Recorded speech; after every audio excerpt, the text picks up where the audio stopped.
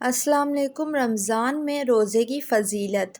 رمضان میں ایک بار موسیٰ علیہ السلام نے اللہ سے پوچھا، یا اللہ، جتنا میں آپ سے قریب ہوں، آپ سے بات کر سکتا ہوں، اتنا کوئی اور قریب ہے؟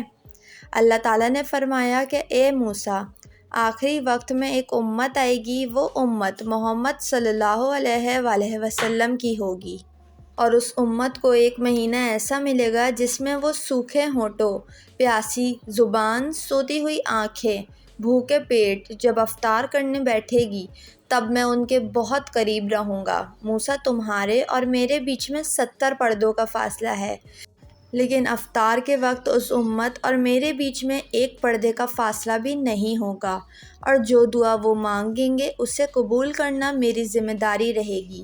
سبحان اللہ! اگر میرے بندوں کو معلوم ہوتا کہ رمضان کیا ہے تو سب تمنا کرتے کہ کاش پورا سال ہی رمضان ہو۔